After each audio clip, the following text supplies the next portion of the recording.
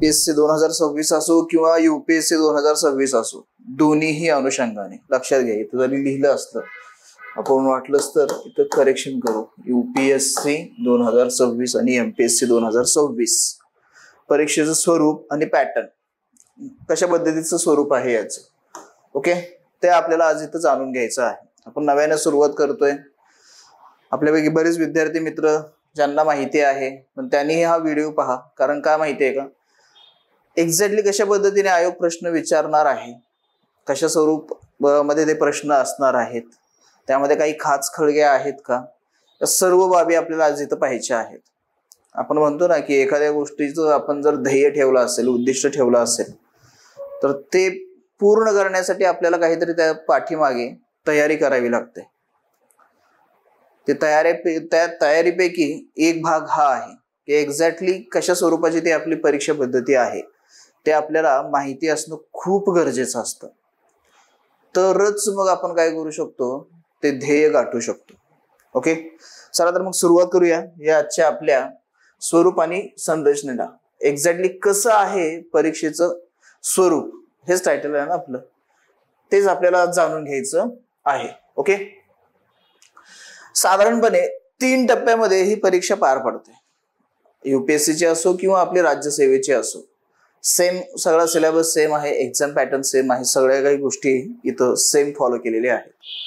So ह्या 3 टप्प्यामध्ये काय होते, आपली परीक्षा जी आहे ती पार पडते. म्हणजे शेवटचा आपल्याला पोस्ट मिळेपर्यंतचा प्रवास हा या 3 चक्रातून जाणार आहे. म्हणजे याला प्रोसेस म्हणूया आपण. काय म्हणूया? प्रोसेस म्हणूया. हा प्रोसेस आहे. ही सर्वात पहिला असेल ते म्हणजे पूर्व परीक्षा. पूर्व परीक्षा झाल्यानंतर दुसरा टप्पा असेल किंवा दुसरी प्रोसेस जी असेल ती म्हणजे आपली मुख्य परीक्षा. आणि या मुख्य परीक्षेनंतर तिसरी प्रोसेस जी असेल किंवा तिसरा टप्पा जो असेल तो म्हणजे मुलाखतीचा. आणि मुलाखत झाल्यानंतर चौथी प्रोसेस काय असेल तर तुमच्या पोस्ट मिळण्याची. ही चौथी प्रोसेस असणार आहे. ह्याला विसरायचं नाही, कारण हे 3 प्रोसेस पार करून हे घेऊन जायचंय आपल्याला. कारण हे आटापिटा जो चाललाय, हे जे काही चाललंय हे कशासाठी चाललंय तर या एका पोस्ट साठी चाललंय, जी काही तुमची ड्रीम पोस्ट आहे ती. तर हे 3 टप्पे आपल्याला काय करावे लागतील, पार करावे लागतील. ओके, मग आता या पूर्व परीक्षेचं स्वरूप कसं आहे, मुख्य परीक्षेचं स्वरूप कसं आहे, मुलाखत कशी असते, कोणकोणते विषय इथं अंतर्भूत केलेले आहेत, कशा पद्धतीने पेपर स्ट्रक्चर असणार आहे, या सर्व गोष्टी आपण डिटेलमध्ये इथं आज पाहणार आहोत. सर्वात प्रथम पहिली पायरी, पहिली सुरुवात, पहिलं नमन असतं ना आपलं. उठल्यानंतर जसं गुड मॉर्निंग, तसं हे परीक्षेचं हे गुड मॉर्निंग आहे. असं का म्हणतोय, कारण हे पास झालं तरच पुढे जाता येतं. पूर्व परीक्षा UPSC MPSC सेम, काहीच फरक नाही. आयोगाने as it is copy to copy आणि माशी टू माशी असं काय केलेलं आहे, कॉपी केलेलं आहे. इव्हन ते कॉमा, इन्व्हर्टेड कॉमा, डॉट, फुल स्टॉप काय असेल ना ते सर्व काही जसं आहे तसं घेतलेलं आहे. कसं आहे पेपरचं स्वरूप तर इथं लक्षात घ्या मित्रांनो, इथं 2 पेपर असणार आहेत, पेपर 1 आणि पेपर 2. पेपर 1 जो असेल तो कंपल्सरी, त्यामध्ये आपल्याला चांगले गुण मिळवावेच लागणार आहेत. आणि दुसरा ऑप्शनल मध्ये आहे का, तसा म्हणण्याचा उद्देश नाहीये. इथं म्हणण्याचा उद्देश हा आहे की अहर्ताकारी म्हणजे क्वालिफाई नेचरचा आहे तो. इथं गरजेचं नाहीये की तुम्हाला खूप जास्त मार्क मिळालेच पाहिजे, पण ऍटलिस्ट एक क्रायटेरिया ठेवलेला आहे. 66 मार्क पकडून चालूया आपण. एवढा क्रायटेरिया ठेवलेला आहे की 200 पैकी तुम्हाला 66 मार्क मिळवायचे आहेत. म्हणजे काय, तुम्ही क्वालिफाय झाला. आपल्या साध्या भाषेत सांगू का, पासिंगचे मार्क्स, जसं आपल्याला 100 पैकी शाळेत कॉलेजमध्ये असताना 35 मार्काचं हे पासिंग होतं, त्या टाईप मध्ये आपल्याला काय करायचं आहे, तर 66 मार्क मिळवायचे आहेत आणि पास होऊन पुढे जायचं. परंतु जो काही आपला फायनल कट ऑफ असेल तो फायनल कट ऑफ GS चा जो पेपर 1 असतो, पेपर 1 जो असतो त्या सामान्य अध्ययनचा जो पेपर आहे त्या पेपर वरून आपलं काय केलं जातं तर आपला फायनल मेन्स साठी क्वालिफाय होणारा जो मेरिट लिस्ट आहे, कट ऑफ जो आहे तो या इथून आपला गृहीत धरला जातो. अनिवार्य पेपर जो आहे पेपर क्रमांक 1, ज्याला आपण आपल्या भाषेत GS1 असं म्हणतो. ओके, परत याच्यामध्ये 200 गुण दोन्ही पेपर हे 200 गुणांसाठी असणार आहेत. म्हणजे आपली पूर्व परीक्षा एकूण 400 गुणांसाठी असणार आहे. किती? 400 गुणांसाठी. वेळ 2 तास 2 तास, प्रत्येकी पेपरला 2 तास वेळ असणार आहे. आणि याचा दर्जा जो असेल, मानक जे असेल ते पदवीपर्यंत असणार आहे. पदवीच्या खाली म्हणजे पदवी 12वी 10वी जे समजायचं एवढे खाली येत नाही. परत म्हणाल 7वी 8वी असं नाही होत. ओके. आणि माध्यम मीडियम जर आपण पाहिलं तर मराठी व इंग्रजी बायलिंग्वल दोन्ही भाषांमध्ये ते क्वेश्चन आलेले तिथं आपल्याला पाहायला मिळतील. आणि पेपरचं स्वरूप लक्षात घ्या. पहिला पूर्व परीक्षा जी आहे ती कशी आहे तर पूर्णपणे बहुपर्यायी ऑब्जेक्टिव्ह टाईपची आपल्याला असणार आहे. यापूर्वी जशी होती तशीच असणार आहे. परंतु मुख्य परीक्षेला गेल्यानंतर मग मात्र आपल्याला आन्सर रायटिंग उत्तरही लिहावी लागणार आहेत. हे लक्षात ठेवायचं. उत्तरही लिहावी लागणार आहेत. त्यानंतर आणखीन पुढे आता प्रिलिम्सचं झालं. आता मेन्स मध्ये काय काय विषय असणार आहेत किंवा मेन्सचं स्ट्रक्चर कसं असणार आहे. मेन्स मध्ये तुम्हाला 9 पेपरची तयारी करायची. या 9 पेपरमध्ये काउंट होणारे मार्क्सचे पेपर हे 7 आहेत. आणि 2 पेपर जे आहेत त्यांचे फक्त क्वालिफाईंग नेचरचा असणार आहे. आता फक्त विषय पाहू, डिटेलमध्ये आणखीन पुढे आपल्याला पाहायचं. तुम्ही जर आयोगाच्या वेबसाईटला गेलं तर तुम्हाला हे अशा प्रकारचं स्ट्रक्चर पाहायला मिळतं. आयोगानं दोन्ही गोष्टी तिथं त्यांच्या वेबसाईटवरती अवेलेबल करून दिलेल्या आहेत. फक्त ते आपल्याला समजून घ्यायला थोडंसं त्रासदायक होतं किंवा कठीण जातं की हे कसं आहे स्ट्रक्चर. आणि तेच मी आज इथं काम करणार आहे. ओके. पहिला पेपर असेल तो म्हणजे भाषा विषयाचा, मराठी विषय. त्यानंतर इंग्रजी. दोन्ही पेपर 300 गुणांसाठी असणार आहेत. 300 मार्क्ससाठी हे दोन्ही पेपर असणार आहेत. मराठी पेपर जो असेल तो पूर्णपणे मराठीमध्ये असेल आणि इंग्रजी पेपर जो असेल तो पूर्णपणे इंग्रजी याच्यामध्ये असेल. माध्यम मीडियम ज्याला आपण म्हणतो. ओके. आणि कालावधी दोन्हींसाठी 3-3 तासाचा असणार आहे. आणि स्वरूप कसं असेल तर ते वर्णनात्मक असं या पेपरचं स्वरूप असेल. म्हणजे काय उत्तरं लिहायची, तिथं काही गोल काळा करायचा नाहीये, ऑब्जेक्टिव्ह टाईप नाहीये. त्यानंतर मग पुढे आता हे क्वालिफाईंग नेचरचे आहेत. इथं किती मार्क्स घ्यायचे काय करायचं ते सांगतो. ओके. त्यानंतर गुणवत्तेसाठी गणना करायचे पेपर्स. यामध्ये परत GS 1, 2, 3, 4 अशा स्वरूपामध्ये परत 4 पेपर येतात. ओके. तर त्यानंतर एक निबंधाचा पेपर येतो आणि 2 आपले ऑप्शनलचे पेपर येतात. असे एकूण 7 पेपर यामध्ये असतात. ओके. सुरुवात होते निबंधापासून. निबंधासाठी 250 गुण असतात. 250 गुण निबंधासाठी असणार आहेत. त्यानंतर सामान्य अध्ययन 1, 2, 3, 4 हे 4ही पेपर काय असणार आहेत 250 250 मार्क्ससाठी असणार आहेत. आणि त्यानंतर आपला वैकल्पिक विषय जो येतो पेपर क्रमांक 9 मध्ये. ओके. त्यामध्ये 8 मध्ये 8 आणि 9 असे 2 पेपर असणार आहेत. तिथं 250 गुणांसाठी त्याचे परत 2 पेपर असणार आहेत. येतं लक्षात.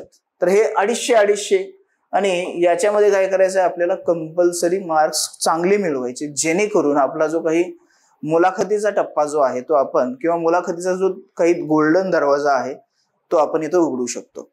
ओके. मग याच्यामध्ये परत स्ट्रक्चर काय आहे, कशा पद्धतीने हे केलं जातं ते आपल्याला इथं पाहायचं आहे. आता हा पूर्व परीक्षेचा पहिला टप्पा. या पूर्व परीक्षेमध्ये पेपर क्रमांक 1 आणि पेपर क्रमांक 2 याचं स्ट्रक्चर कसं आहे तर ते लक्षात घ्या. हा 200 गुणांसाठी असेल पेपर क्रमांक 1 आणि पेपर क्रमांक 2 ज्याला आपण सीसॅट असं म्हणतो. हा देखील 200 गुणांसाठी असणार आहे. ओके. याला आपण नाव देऊ वाटलं तर सामान्य अध्ययन. सामान्य अध्ययन आणि हा आपला असणार आहे सीसॅट. ओके. तर हे 200 मार्क्ससाठी असणार आहेत. याच्यामध्ये प्रश्न संख्या असेल सीसॅट मध्ये ती म्हणजे 80 आणि इकडे प्रश्न संख्या असेल GS मध्ये ते म्हणजे 100. प्रत्येक प्रश्न हा 2 गुणांसाठी असेल. प्रत्येक प्रश्न 2 गुणांसाठी असणार आहे. आणि इथला प्रत्येक प्रश्न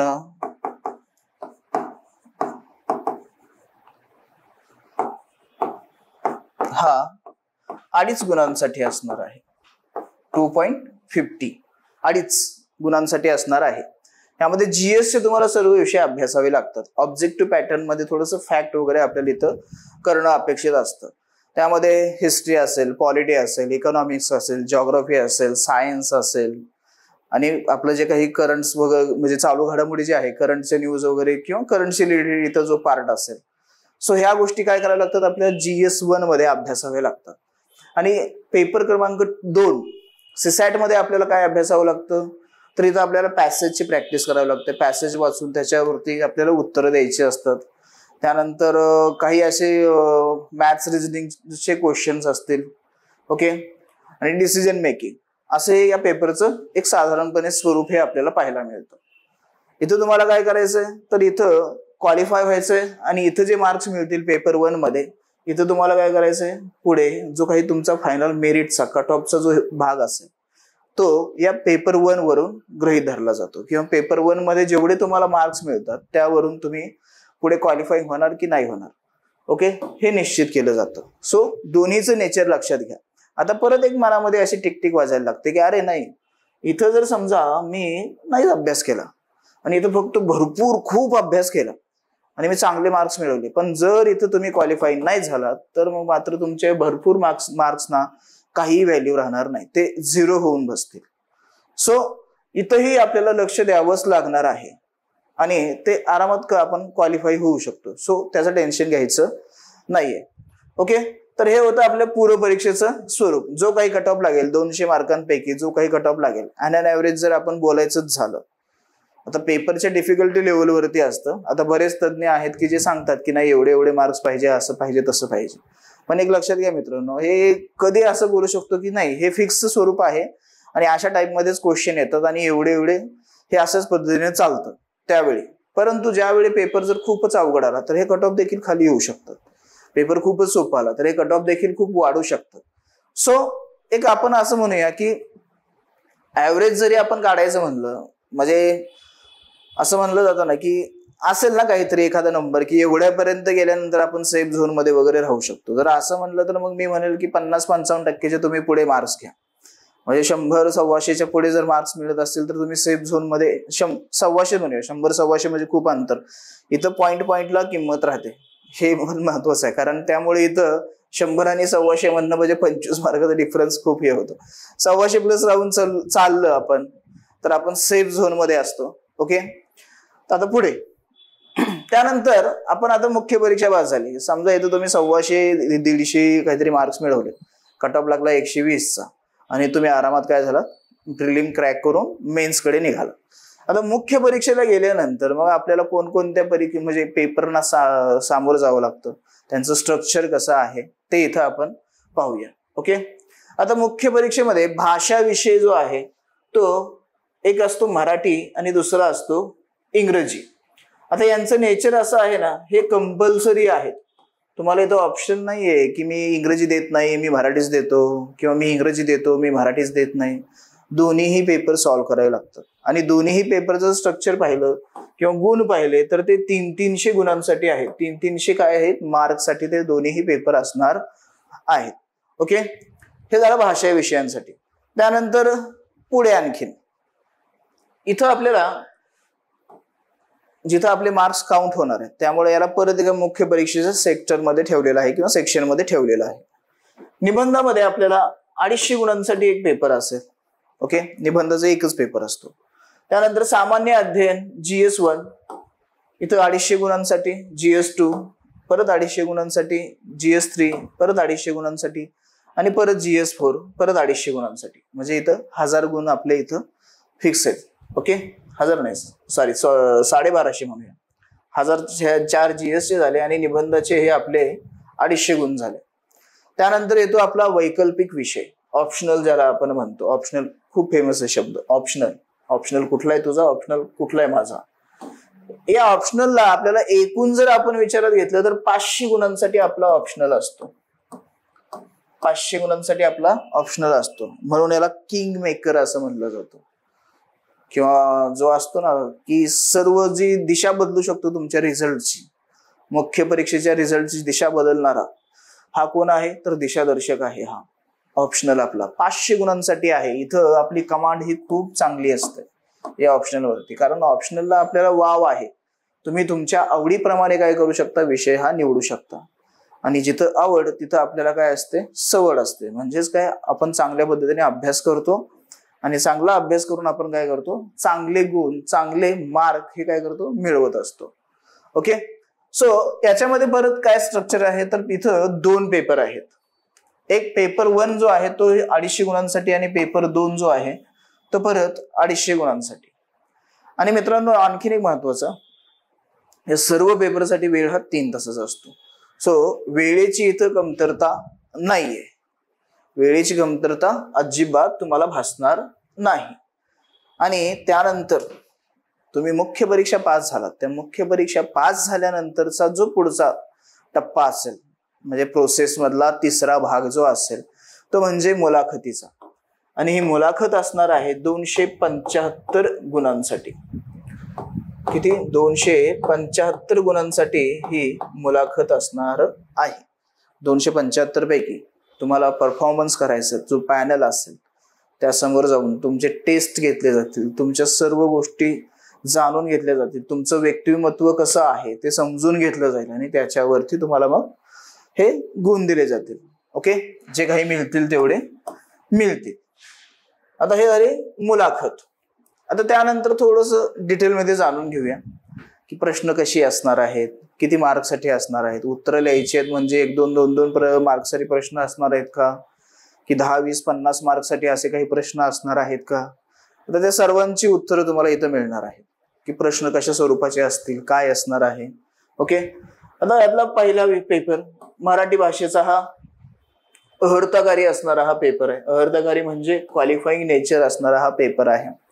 यामध्ये आपल्याला दिलेल्या परिषदेचं आकलन करायचे, संक्षिप्त लेखन करायचे, परिपाठ आणि शब्दसंग्रह असणार आहे, लघुनिबंध असणार आहे आणि इंग्रजी ते मराठी आणि मराठी ते इंग्रजी असं काय करायचं आहे, अनुवाद म्हणजे भाषांतर करायचं आहे. हा झाला आपल्या सिलेबसचा पार्ट. आता उद्याच्या लेक्चरमध्ये तुम्हाला रेफरन्स बुक वगैरे सर सांगतीलच की कुठले कुठले. आज आपण फक्त स्ट्रक्चर समजून घेणार आहे की कशा पद्धतीने ही एक्झाम कंडक्ट केली जाते, काय काय असतं यामध्ये आणि काय काय आपल्या मनामध्ये भ्रामक कल्पना आहेत, चुकीची माहिती वगैरे आपल्या ऐकण्यात खूप आलेली असते आणि आपण ती खरी मानूनच चालत असतो आणि यामुळे काय होतं, ते मनामध्ये आपली एक भीती निर्माण होते. सो ते दूर करण्याचं काम आपण इथं करणार आहोत. आता हा आहे सिलेबस. मग याचं पेपरचं स्ट्रक्चर कसं असणार आहे, तर ते अशा स्वरूपाचं असेल. प्रश्नपत्रिका नमुना. आता यामध्ये 100 मार्कासाठी निबंध असेल. निबंध जो आहे, परत एकदा मी लिहितो, थोडस ब्लर दिसत असेल तर, निबंध जो आहे तो 100 गुणांसाठी असणार आहे. एक निबंध लिहायचा आहे, त्याच्यासाठी 100 गुण असणार आहेत. त्यानंतर परिच्छेदाचे आकलन, एक पॅसेज दिलेला असेल, तो पॅसेज तुम्हाला वाचून त्याची उत्तरं लिहायची आहेत. सीसॅटच्या पॅसेज सारखं नसेल येतो. ओके, परिच्छेदाचं आकलन इथं तुम्हाला 60 मार्कसाठी परिच्छेद असणार आहे. त्यानंतर सारांश लेखन, एक पॅसेज दिलेला असेल, तो पॅसेज वाचायचा आहे, त्याचा 1/3 जो काही आयोगाला रिक्वायरमेंट आहे त्या पद्धतीने 10 ओळीचा असेल तर 3-4 ओळीमध्ये त्याचा क्रक्स जो म्हणतो ना आपण, सारांश असा तो लिहायचा असतो. सारांश लेखनासाठी तुम्हाला परत 60 गुण दिलेले असतील. ओके, त्यानंतर मराठी उताऱ्याचे इंग्रजीमध्ये भाषांतर करायचं आहे, त्यासाठी 20 गुण आहेत. आणि इंग्रजी उताऱ्याचं परत मराठीमध्ये भाषांतर करायचं आहे, त्यासाठी परत 20 गुण आहेत. ओके, 2 पॅसेज असतील, एकाचं इंग्लिशमध्ये मराठीमध्ये करायचं आणि दुसऱ्याचं मराठीमध्ये इंग्रजीमध्ये करायचं आणि दोन्हीही पॅसेजसाठी 20-20 गुण असणार आहेत. आणि त्यानंतर परिपाठ आणि शब्दसंग्रह, यामध्ये म्हणी असतील, वाक्प्रचार असतील, त्यानंतर विरुद्धार्थी समानार्थी शब्द, एक शब्दसमूहासाठी एक शब्द, एक शब्दासाठी अनेक शब्द, अशा व्हॉइस वर्सा अशा टाईपमध्ये ते येऊ शकतं. सो अशा या भागासाठी किंवा अशा प्रश्नांसाठी 40 गुण असणार आहे. एकूण झाले 300 गुण. तुम्हाला मिळवायचे आहेत किती? फक्त 75 गुण क्वालिफाईंग होण्यासाठी. किती गुण मिळवायचे? तर 75 गुण हे तुम्हाला मिळवायचे आहेत 300 पैकी पेपर 1 साठी. पेपर 1 हा मराठी असणार आहे, त्यामध्ये हे अशा स्वरूपाचं क्वेश्चन पॅटर्न असेल आणि यामधून तुम्हाला 300 गुण मिळवायचे. आरामात मिळतात. आता आरामात मिळतात म्हणून करायचं नाही असं नाही, करायची ना तयारी, सर्वच गोष्टींची तयारी करायची. ओके, क्वालिफाईंग होण्यापुरते तरी आपल्याला मार्क्स मिळायला पाहिजे. आणि आणखीन महत्वाचं परत एकदा सांगतो की हे जे क्वालिफाईंगचे पेपर आहेत, पेपर 1 मराठीचा, पेपर 2 इंग्रजीचा, याच्यामध्ये जे मार्क्स तुम्हाला मिळतील ते फायनल जर तुमचा फायनल टोटल होईल ना, त्यामध्ये याला कन्सिडर केलं जात नाही.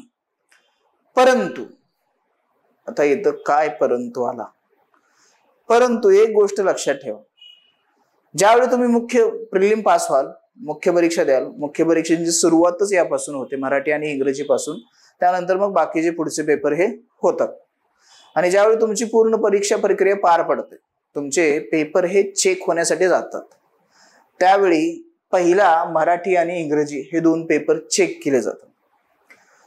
जर या दोन्ही पेपरमध्ये तुम्ही क्वालिफाय होत असाल, म्हणजे मराठीच्या पेपरमध्ये तुम्ही 75 गुण मिळवले आणि इंग्रजीच्या पेपरमध्ये 75 गुण मिळवले, तुम्ही क्वालिफाय झालात याचा अर्थ, तर मग तुमचे पुढचे जे पेपर आहेत, निबंधाचा असेल, GS 1, 2, 3, 4 असेल, ऑप्शनल असेल, हे चेक केले जातात. जर तुम्ही या पेपरमध्ये क्वालिफाय नाही होऊ शकला, सपोज समजा एक उदाहरणार्थ, कारण लक्षात घ्या, नाण्याची एक बाजू माहिती असते, नाण्याची दुसरी बाजू पण माहिती असणं खूप गरजेचं आहे. पहिली बाजू माहिती झाली की ह्यामध्ये क्वालिफाय व्हायचं आणि पुढे जाऊन आपल्याला मग पेपर चेक केले जातील. परंतु जर समजा तुम्ही या पेपरमध्ये क्वालिफाईंग नाही झालात, असं समजा की तुम्ही मराठीमध्ये क्वालिफाय झालात, तुम्हाला तिथे 110 मार्क मिळाले, परंतु इंग्रजीमध्ये तुम्ही क्वालिफाय नाही होऊ शकला, तुम्हाला तिथं 50-60 असे मार्क मिळाले असतील, तर मग मात्र अडचण निर्माण होते. आणि ती अडचण अशी आहे की पुढचे तुमचे पेपर चेक केले जात नाहीत. भले तुम्ही तिथं खूप अभ्यास करून खूप चांगली उत्तरं लिहिलेली आहेत, तरी देखील तुमचे ते पेपर चेक केले जात नाहीत, हे लक्षात घ्या. समजलं? ही खुणगाठ बांधूनच ठेवा आपल्यासोबत की नाही, मला मराठी इंग्रजीलाही तेवढंच महत्व द्यावं लागणार आहे. म्हणजे असं म्हणूया ना की ही किल्ली आहे आपली पुढचे पेपर चेक करण्यासाठी.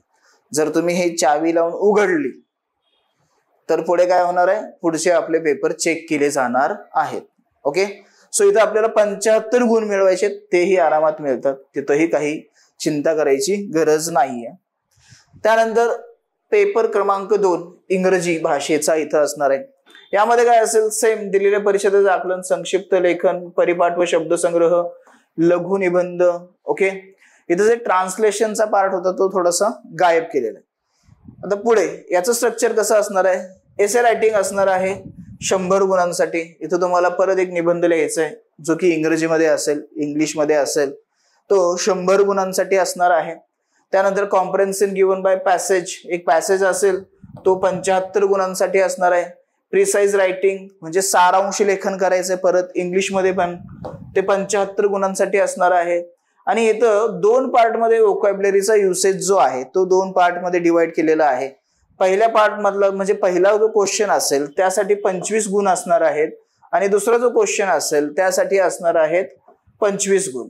आता युसेज अँड व्होकॅब्युलरी पार्ट म्हणजे काय, जे इडम फ्रेजेस ज्या असतात त्यांचं तुम्हाला काय करायचं आहे, इथं अर्थ सांगून त्याचा वाक्यामध्ये उपयोग करायचा आहे. तर असे 25-25 गुणांसाठी ते प्रश्न असणार आहेत.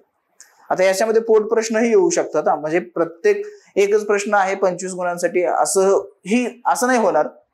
मोस्ट ऑफ द प्रायोरिटी असं असेल की इथं तुम्हाला 5-5 गुणांसाठी परत याचे 5 प्रश्न येतील.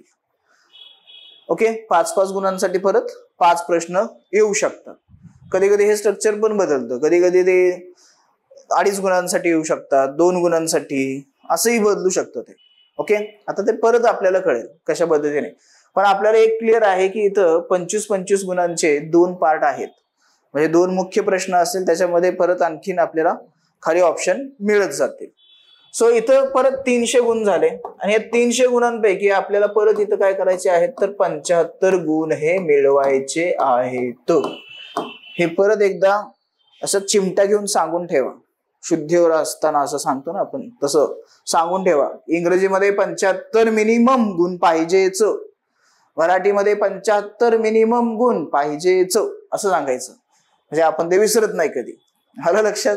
कारण हे खूप महत्वाचं आहे. पहिल्याच पायरीवरती पाय घसरून पडलात तर वरती जायचं मग स्वप्न आपलं अधूरच राहतं.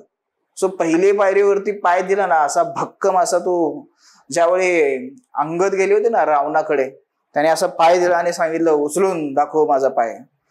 रावणाचे सगळी लोक आले, प्रयत्न केला त्यांनी, पण ते काही पाय उचलू शकले नाही. तर तसा तो पहिला पाय आपला असा पडला पाहिजे, असा पडला पाहिजे भक्कम, की परत बस विषयच नको म्हणजे. ओके, येतं लक्षात तुम्हाला काय म्हणायचं ते. सो पुढे तर इथं आपल्याला 75 गुण हे मिळवावेच लागणार आहेत. हे झालं आता क्वालिफाईंग जे आपले पेपर होते त्यांच्याबद्दल. आता याचे मार्क्स आपले काउंट केले जाणार नाहीयेत. आता जे काउंट होणारे पेपर आहेत त्यांच्याकडे जाऊया, की कशा पद्धतीचं त्यांचं स्वरूप असेल. आता निबंधापासून पुढे गेल्यानंतर आपले जे काही गुण इथं मिळतील ते गुण आपले पुढे जे आपलं सिलेक्शन होणार आहे त्यासाठी काउंट केले जाणार आहेत. हे गुण ग्राह्य धरले जातात. हे गुण ग्राह्य धरले जातात. हा निबंध जो आहे तो 250 गुणांसाठी असणार आहे.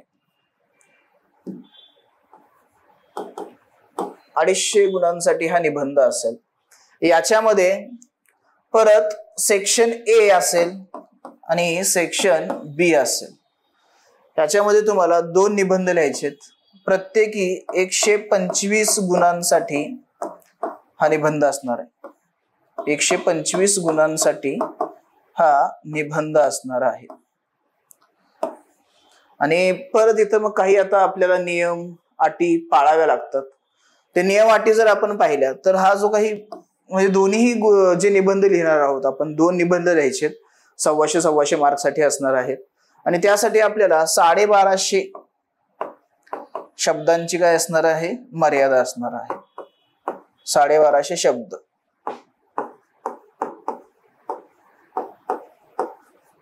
1250 शब्दांची काय असणार आहे, तर ती मर्यादा असणार आहे सेक्शन ए सेक्शन बी याच्यामध्ये.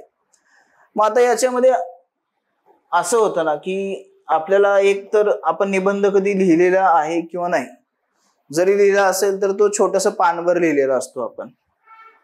आणि या पानभर निबंधामध्ये आपल्याला किती गोष्टी म्हणजे शब्द आपण कधी मोजलेले नसतातच, पण तरी मोजले तरी ते हार्डली 100, 125, 150 पर्यंत भरू शकतात. मग एवढ्या इथपर्यंत जाण्यासाठी आपल्याला काय गोष्टी कराव्या लागतात. म्हणजे जसं हे दिसतं तसं आहे का, तर नक्कीच नाहीये. कारण निबंध जर लिहून जर एवढे मार्क्स मिळणार असतील तर कोणीही उठेल आणि म्हणेल मी लिहितो, पण ज्यावेळी लिहायला बसतो त्यावेळी मग ते सुचत नाही, ऐन वेळेस काही सुचत नाही. सो मग यासाठी आपल्याला एक प्रोसेस आहे.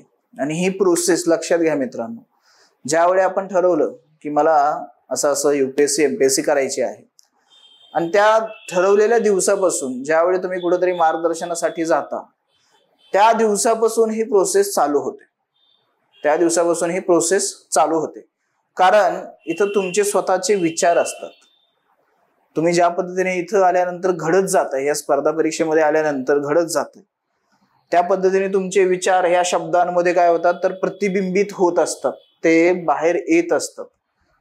हे लक्षात घ्या. ओके, तर हे आलं याचं निबंधाचं. आता इथं परत यांनी सांगितलेलं की कशा स्वरूपामध्ये हे असणार आहे. प्रश्नपत्रिका ही 2 विभागामध्ये विभागलेली असून, एकच मिनिट,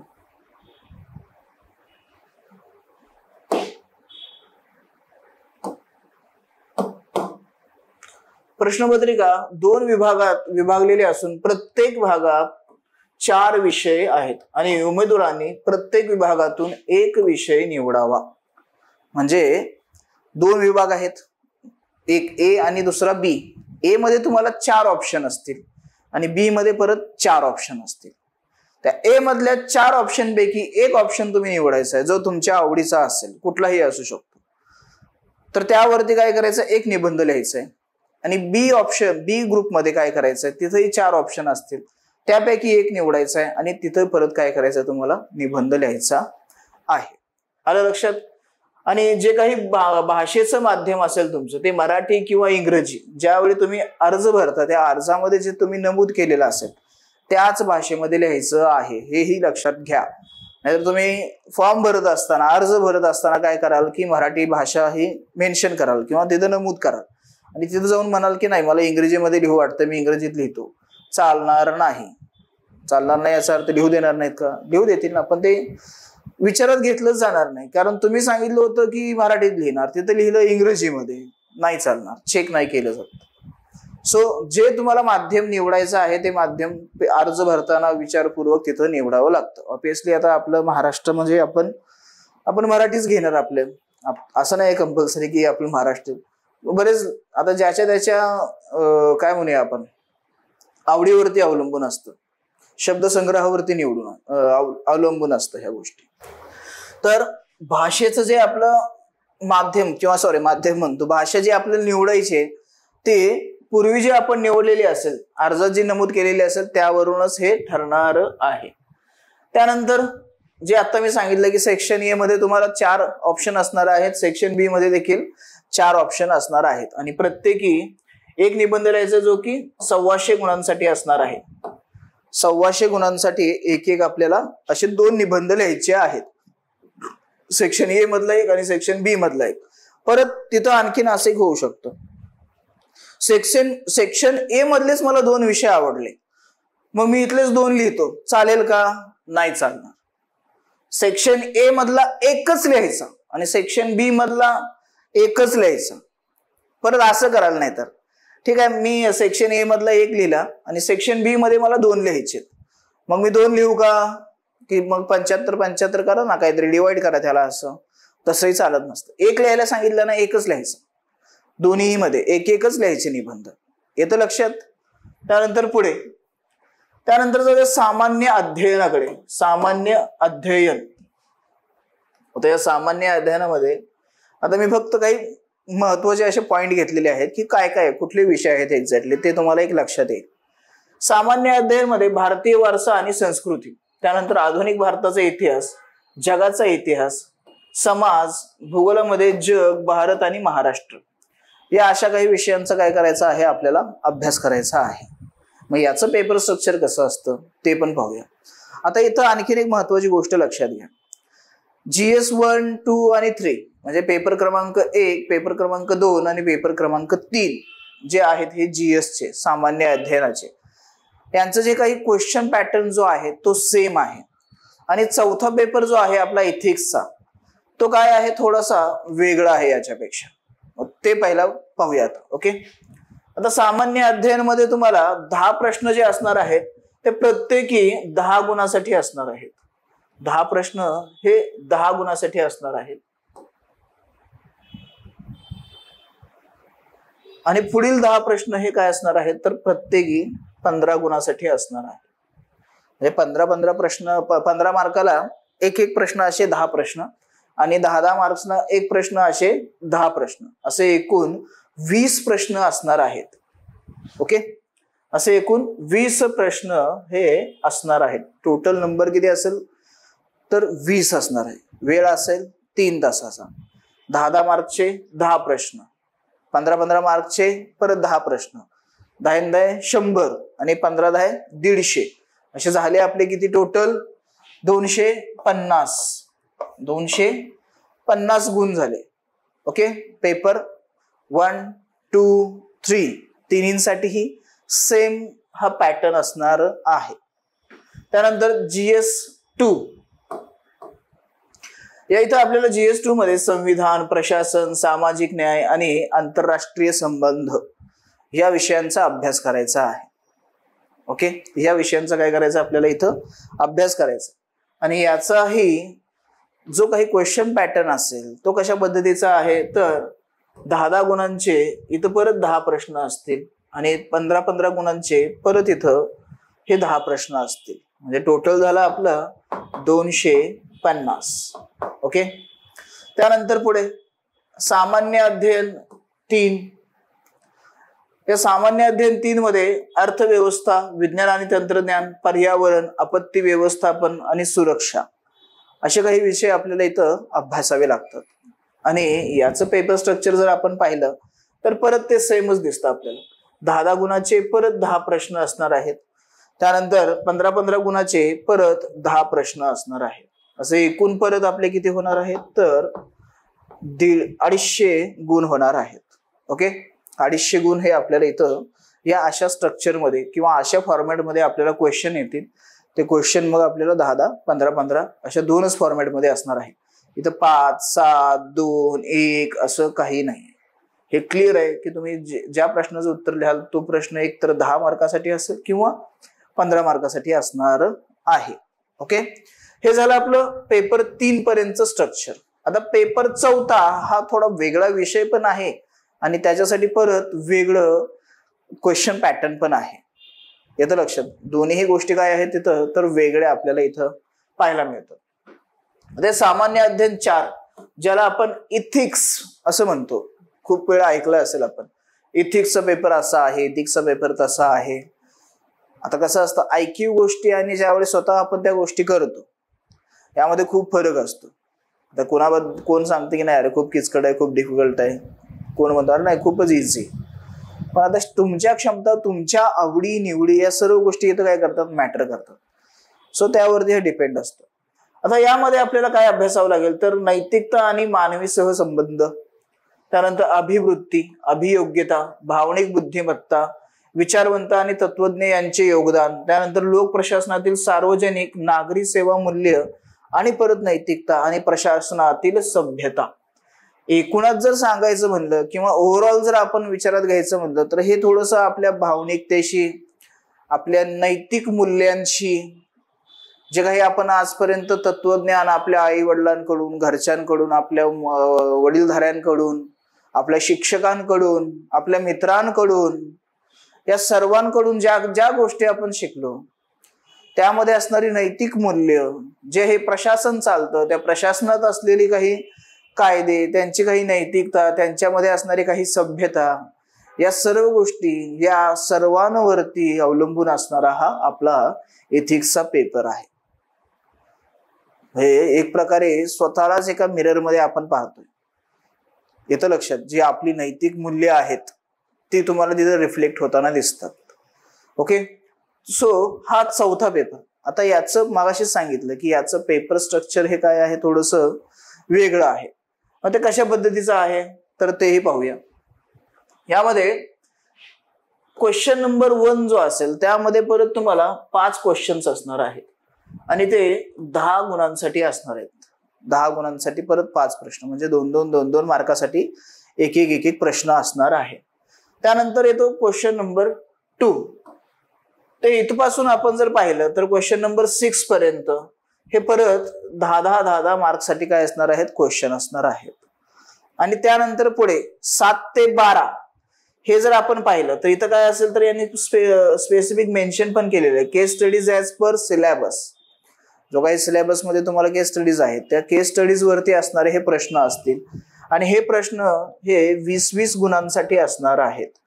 म्हणजे इथं 10 हे दिसतात तुम्हाला, पण 2-2 गुणांसाठी म्हणजे 2 गुणिले 5 प्रश्न असणार आहेत. म्हणजे हे झाले आपले 10 गुण. परत त्यानंतर पुढे आल्यानंतर इथं 10-10 गुणांसाठी आपल्याला परत काही प्रश्न असणार आहेत, प्रश्न क्रमांक 2 ते 6 पर्यंत. आणि त्यानंतर प्रश्न क्रमांक 7 ते 12 पर्यंत 20-20 गुणांसाठी काय असणार आहेत, आपल्याला प्रश्न असणार आहे. म्हणजे इथं परत आपले 250 गुण हे अशा पद्धतीने प्रश्नांच्या स्वरूपामध्ये आपल्याला मिळणार आहे. क्लिअर? हे झालं GS 4च्या बाबतीमध्ये. आता जाऊया आपला ऑप्शनल वैकल्पिक विषय. आता वैकल्पिक विषयामध्ये पेपर 1 जो असेल तो 250 गुणांसाठी असणार आहे आणि पेपर 2 जो असेल तो 250 गुणांसाठी असणार आहे. आता याचं मी तुम्हाला पेपर स्ट्रक्चर दाखवू शकत नाही. तुम्ही म्हणाल असं का नाही दाखवणार तुम्ही? दाखवावं लागेल आम्हाला बघायची इच्छा आहे. आम्ही काही घोडं मारलोय का? अहो तसं काही नाहीये, असा काही विचार नका करू. इथं काय झालेलं आहे, प्रत्येक ऑप्शनल प्रमाणे काय झालेलं आहे तर पेपर स्ट्रक्चर हे बदललेलं आहे प्रत्येक ऑप्शनल नुसार. म्हणजे हिस्ट्री, पॉलिटी, इकॉनॉमिक्स यांच्यासाठी वेगळं असेल किंवा काही टेक्निकल साईडचे जे काही असे विषय आहेत त्यांचं वेगळं आहे. म्हणजे प्रत्येक ऑप्शनल प्रमाणे काय होत जातं तर याचं स्ट्रक्चर हे बदललं जातं. आता प्रत्येक म्हणणार नाही, पण असे 3-4 ग्रुप आहेत की ज्याप्रमाणे काय होत जातं तर हे ऑप्शनलच्या पेपरचं स्ट्रक्चर हे बदलत जातं. ओके, त्यामुळे आपण कुठला ऑप्शनल निवडतो मग आपल्याला त्यावेळी तिथं ते स्ट्रक्चर पाहणं गरजेचं आहे. तुम्हाला हे एमपीएससीच्या वेबसाईट वरती पण स्ट्रक्चर मिळून जाईल, तुम्ही तिथून ते डाउनलोड करून पाहू शकता की मी जर समजा सोशियोलॉजी निवडतोय किंवा हिस्ट्री निवडतोय किंवा आणखी जिओग्राफी निवडतोय, सो मग तुम्हाला पाहावं लागेल की सोशियोलॉजीसाठी आपलं जे काही एक्झाम पॅटर्न आहे किंवा पेपरचं स्ट्रक्चर आहे ते कशा पद्धतीचा असेल, हिस्ट्रीसाठी कशा पद्धतीचा असेल, जिओग्राफीसाठी कशा पद्धतीचा असेल, ते आपल्याला पाहावं लागेल. ओके, सो पण एक लक्षात घ्या, ओव्हरऑल जर आपण पाहिलं तर तिथं हे स्ट्रक्चर मात्र कंपल्सरी सर्वच ऑप्शनसाठी असणार आहे. पेपर 1 हा तिथं 250 गुणांसाठी असेल. मग तिथं तुम्ही जिओग्राफी, हिस्ट्री, पॉलिटी, इकॉनॉमी किंवा कृषी वगैरे कुठलाही ऑप्शनल घेतला तर त्यामध्ये तुम्हाला पेपर 1 हा 250 मार्कासाठी आणि पेपर 2 हा देखील 250 मार्कसाठीच असणार आहे. हे लक्षातच ठेवायचं. पण याचं इंटरनल स्ट्रक्चर जे आहे ते बदलू शकतं. ज्या पद्धतीने एथिक्स मध्ये काही चेंजेस आपल्याला पाहायला मिळाले तसेच काहीसे चेंजेस हे आपल्याला या दोन्ही पेपरमध्ये त्या ऑप्शनल प्रमाणे पाहायला मिळू शकतात. पण ओव्हरऑल दोन्हीही 250 गुणांसाठी असणारे हे काय असणार आहेत तर आपले पेपर असणार आहे. मग आता इथं ऑप्शनल साठी विषय कोणते आहेत हा एक कळीचा मुद्दा आहे. ऑप्शनल साठी असणारे विषय, आता या ऑप्शनलच्या विषयांकडे जाऊया. ओके,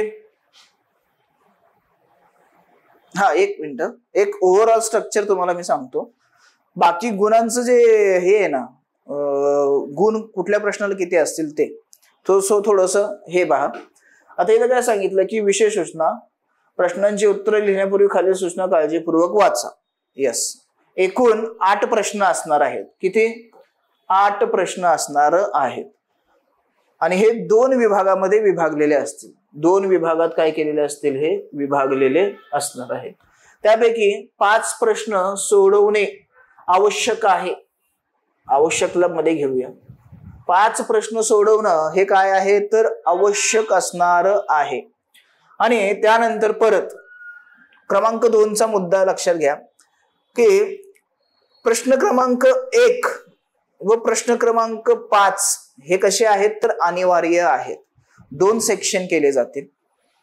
दोन्ही सेक्शन मध्ये काय असणार आहे, पहिला प्रश्न आणि 5व्या क्रमांकाचा प्रश्न हे कंपल्सरी तुम्हाला सॉल्वच करावे लागतील, सोडवावेच लागतील. ओके, आणि उर्वरित 3 प्रश्न सोडवणे अनिवार्य असून त्यापैकी प्रत्येक विभागातील किमान 1 प्रश्न हा सोडवावाच लागेल. म्हणजे 2 विभाग असणार आहेत प्रत्येक पेपरमध्ये, ए आणि बी.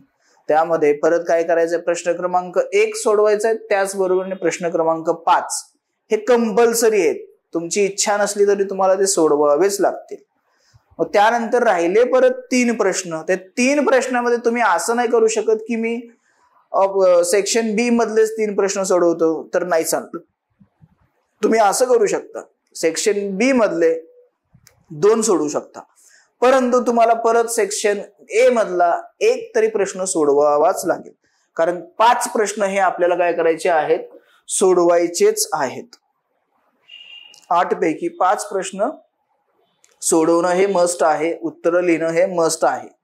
ओके, आता याचं मार्किंग सिस्टीम ते त्या पद्धतीने बदलत जातं, पण स्ट्रक्चर किंवा अशा पद्धतीने प्रश्न येतील आणि अशा काही त्याच्यासाठी अटी आहेत असं म्हणलं तर आपण चालू शकतं. ओके, आणि परत खाली मेन्शन केले की प्रत्येक प्रश्न उपप्रश्नाचे गुण त्याच्या समोर दर्शवण्यात आलेले असणार आहेत. हे क्लिअर आहे. म्हणजे आपल्याला काय करायचं, 2 सेक्शन मध्ये आपले दोन्ही पेपर येतील, ए बी. ए साठी 1 नंबरचा प्रश्न सोडवायचाच कंपल्सरी, बी साठी 5 नंबरचा प्रश्न कंपल्सरी सोडवायचा. हे 2 गेले, एकूण 5 प्रश्न सोडवायचे आपल्याला. 2 गेले, त्यानंतर 3 प्रश्न सोडवणं गरजेचं आहे, परंतु ते 3 आपण एका सेक्शन मधले नाही सोडवू शकत. हा महत्वाचा मुद्दा लक्षात ठेवा. मग त्यासाठी आपल्याला काय करावं लागेल, सेक्शन ए आणि सेक्शन बी मधले 1 परत आपल्याला कंपल्सरी सोडवावे लागतील. आणि 1 जो आहे तो तुमच्या मर्जीप्रमाणे, तुम्हाला वाटलं मी परत बी मधला सोडवू शकतो, सोडव. तुम्हाला वाटलं मी ए मधला सोडवू शकतो, सोडव, काही हरकत नाही. आलं लक्षात? तर या पद्धतीने हे होऊ शकतं आणि जे काही मार्क सिस्टम असेल ते तुम्हाला तिथं परत मेन्शन केलं जाणारच आहे. आता महत्वाचा पॉइंट, हे आपल्यासाठी ऑप्शनलचे विषय असणार आहेत. यामधला जो विषय तुम्हाला आवडतो तो तुम्ही निवडू शकता. आता ऑप्शनल निवडताना बरेच हे असतं चलबिचल असते आपल्या मनाची, हा घेऊ का तो घेऊ, तो घेऊ का हा घेऊ, कशा पद्धतीने घेऊ, काय करू, कुठल्या ऑप्शन मध्ये मला चांगले गुण मिळू शकतात, कुठल्या ऑप्शन मध्ये मला अभ्यास कमी करावा लागेल, कुठल्या ऑप्शनसाठी मला वेळ जास्त द्यावा लागेल, असं बरेच काही काही प्रश्न असतात इथं. सो तुमची आवड, तुम्हाला मिळणारं मार्गदर्शन, त्या विषयाचा अभ्यासक्रम, ह्या सर्व गोष्टींचा विचार करून आपल्याला ऑप्शनल हा निवडावा लागतो आणि तो चांगला गुण देणारा पण असायला हवा. ओके, आता याच्यामध्ये आपल्याला एकूण 26 ऑप्शनल हे अवेलेबल आहेत की जे आपण निवडू शकतो आपल्याला ऑप्शनल साठी. त्यामध्ये कृषी असेल, पशुसंवर्धन व पशु विज्ञान असेल, मानवशास्त्र, जीवशास्त्र, रसायनशास्त्र, स्थापत्य अभियांत्रिकी, वाणिज्य व लेखाशास्त्र, अर्थशास्त्र, विद्युत अभियांत्रिकी, भूगोल, भूशास्त्र, इतिहास, विधी, त्यानंतर व्यवस्थापन, मराठी साहित्य, गणित, गणित पण आहे घेऊ शकता, त्यानंतर यांत्रिकी अभियांत्रिकी, वैद्यकीय शास्त्र, तत्वज्ञान, भौतिकशास्त्र, राज्यशास्त्र व आंतरराष्ट्रीय संबंध, मानसशास्त्र, लोकप्रशासन, समाजशास्त्र, सांख्यिकी आणि प्राणीशास्त्र. ओके, हे काही असे ऑप्शनल आहेत आपल्यासाठी 26. आता याच्यामध्ये परत एक तुम्हाला आयडिया देतो, यामध्ये चालणारे कुठले आहेत. एक आहे समाजशास्त्र. खूप मुलं समाजशास्त्र घेतात आणि खूप चांगले मार्क्स देखील मिळवतात. असं नाही की खूप साऱ्यांनी घेतला म्हणजे तिथं काही परत हे होतं, असं काही होत नसतं. त्यानंतर इतिहास एक असतो, त्यानंतर भूगोल एक असतो, त्यानंतर आपला राज्यशास्त्र व आंतरराष्ट्रीय संबंध हा देखील एक चांगला चालतो. काही मध्ये आपल्याला लोकप्रशासन देखील पाहायला मिळतो. त्यानंतर मानसशास्त्रामध्ये पण काही असतात इंटरेस्टेड. सो हे जास्तीत जास्त चालणारे काय आहेत तर हे ऑप्शनल आपल्याला इथं पाहायला मिळतं. आता मी हे असं दाखवलं, गोल केलं म्हणजे माझी अपेक्षा अशी नाही की तुम्ही यापैकीच निवडावा. शेवटी चॉईस तुमच्याकडे, कारण आयोगाने हे काय केलेलं आहे, वैकल्पिक ऑप्शनल साठी दिलाय तुम्हाला. तुम्ही हवा तो विषय निवडू शकता. फक्त अट एकच आहे की तुम्ही त्यामध्ये मास्टर व्हा, मास्टर होणं हे अपेक्षित आहे. एवढंच हाच महत्वाचा उद्देश आहे. कारण जेवढे तुम्ही यामध्ये गुण मिळवू शकता तेवढा तुमचा पोस्टकडे जाण्याचा जो काही प्रवास आहे, जो प्रोसेस आहे, त्यामध्ये इतरांपेक्षा पुढे राहू शकता. हे इथं समजून घ्या. ओके, तर हे आपल्यासाठी 26 ऑप्शन असणार आहेत, यापैकी तुम्ही एक निवडू शकता. आता परत येऊया या टप्प्यांकडे. पहिला टप्पा होता आपला पूर्व परीक्षेचा. इथं तुम्हाला 400 गुणांपैकी काय करायचंय, क्वालिफाईंग होण्यासाठी मार्क्स मिळवायचे, जे काही असतील ते असतील. ओके, पण इथं असं म्हणूया आपण 200 पैकीच तुमचा खरा कस लागणार आहे. 200 पैकीच खरा कस लागणार आहे. त्यानंतर जी मुख्य परीक्षा आहे ती आपली, ओके, मुख्य परीक्षेनंतर पुढे आपला मुलाखतीचा टप्पा असेल, तो म्हणजे 275 गुणांचा. 275 गुणाचा हा आपला इथं मुलाखतीचा टप्पा असणार आहे. अशा 3 टप्प्यामधून तुम्हाला पुढे इथं हे तुमचं सक्सेस असणार आहे. ओके, हे तर काय असणार आहे, तुमचं सक्सेस असणार आहे. तर एकंदरीत या अशा स्वरूपामध्ये आपल्या या नवीन 2025च्या पॅटर्नचं एक्झामचं हे स्वरूप असणार आहे, जे की युपीएससीला सेम ॲज इट इज असेल आणि एमपीएससीलाही सेम असंच ॲज इट इज असेल. ओके, आणि मुलाखतीचा जो टप्पा आहे तो तुम्हाला माहिती आहे की 275 गुणांसाठी असणार आहे. हा 275 गुणांसाठी असेल. मग इथं तुमचे जे काही टॅलेंट आहे, तुमचे जे कलागुण आहेत, कलागुण दाखवायचे असतात. तुमच्या बऱ्याच अँगलनी तुमची चाचपणी केली जाते. तुमच्या त्या क्षमता आहेत का, तुम्ही ज्या म्हणजे जी युपीएससी एक्झाम देऊन ज्या पोस्ट आहेत त्या पोस्टसाठी तुम्ही क्वालिफाय म्हणजे तेवढे होऊ शकता का, आहे का तुमच्याकडे तेवढे कॅपेबिलिटीज आहेत का, तुमच्यामध्ये तेवढा टॅलेंट आहे का, तुम्ही एवढी सर्व जबाबदारी आपल्या खांद्यावरती पेलू शकता का. सो बऱ्याच अँगलने इथं तुमचं हे केलं जातं. आणि मी असं म्हणेन की ज्या प्रोसेसमधून आपण जातोय, म्हणजे ज्या आपण अभ्यास करतोय, जे विषय अभ्यासतोय, इथं ज्या गोष्टी आपल्याला शिकायला भेटतात, जे अनुभव आपल्याला भेटतात, बाहेरच्या जगाकडे बघण्याचा जो दृष्टिकोन आपल्याला इथं मिळतो, या सर्व गोष्टी तुम्हाला एकदम मॅच्युअर्ड बनवतात अशा, जेणेकरून तुमचा समाजाकडे, इथल्या समस्यांकडे, येणाऱ्या नवीन प्रश्नांकडे, उद्भवणाऱ्या समस्यांकडे, या सर्व गोष्टींकडे बघण्याचा दृष्टिकोन हा पूर्णपणे काय असतो, वेगळा असतो.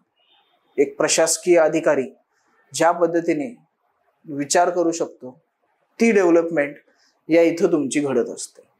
ओके, सो याचं तुम्हाला काही काळजी करायची गरज नाही. आपण मॉक घेतो, मॉकमध्ये ह्या गोष्टी बऱ्याच कव्हर होतात. तुमची स्वतःचा जो काही आता मी ह्या गोष्टी सांगितल्या ना, मॅच्युरिटी जी आपल्याला इथं येत जाते त्या गोष्टी इथं तुम्हाला मदत करतात. अशा बऱ्याच गोष्टींना आत्मसात करून हा टप्पा देखील आपल्याला आरामात काय करता येतो, पार करता येतो. आलं लक्षात? आणि याच्यानंतर मग तुमचा फायनल रिझल्ट असतो. ओके, सो हे अशा पद्धतीचं काय होतं, आपल्या ह्या एक्झामचं स्ट्रक्चर म्हणा, स्वरूप म्हणा, हे अशा पद्धतीची काय आहे, ही आपली परीक्षा पद्धती आपल्याला इथंही पाहायला मिळते. ओके, काही प्रश्न असतील तर विचारू शकता. आता हे आपण आज स्ट्रक्चर पाहिलं किंवा परीक्षेचं स्वरूप पाहिलं असं म्हणा, की कशा पद्धतीने असणार आहे. परत एकदा रिपीट करतो, प्रिलिम जे असेल ते ऑब्जेक्टिव्ह टाईप असेल, मेन्स जे असेल ते पूर्णपणे रिटर्न असेल आणि एक इंटरव्ह्यू असणार आहे. परत त्या मेन्समध्ये 2 पेपर जे आहेत ते क्वालिफाईंग नेचरचे असतील, इंग्लिश आणि मराठी. पण निबंध आणि GS 4 पर्यंत हे सर्व मार्क्स तुम्हाला काउंट केले जाणार आहेत आणि त्यासोबतच ऑप्शनल तुमचा हे 2 पेपर. सो निबंधापासून पुढे जे असेल ते आपल्याला खरा कस लागणारा तिथं आहे. ओके, काही प्रश्न आहे कुणाची? उद्याला आज आपण हे स्ट्रक्चर पाहिलं. उद्या सिलेबस डिकोड करून त्यासाठी लागणारे जे काही रेफरन्स बुक आहेत, संदर्भ साहित्य ज्याला आपण म्हणतो, ते उद्याच्या लेक्चरमध्ये आपल्याला पाहायचं. ठीक, याच वेळी काही डाऊट असेल, जर इथं विचारता येत नसेल, विचारायला नको वाटत असेल, तर आपल्या ऑफिसचे नंबर आहेत, त्या ऑफिसच्या नंबरवरती पण तुम्ही कॉल करून ते विचारू शकता. ऑफिसच्या नंबरवरती पण कॉल करून ते तुम्ही विचारू शकता. ओके, थांबूया मग, भेटूया उद्या परत. ओके, धन्यवाद. The officer, your personal mentor चॅनलच्या नवनवीन अपडेटसाठी चॅनलला लाईक, सबस्क्राईब आणि शेअर करा. थँक्यू.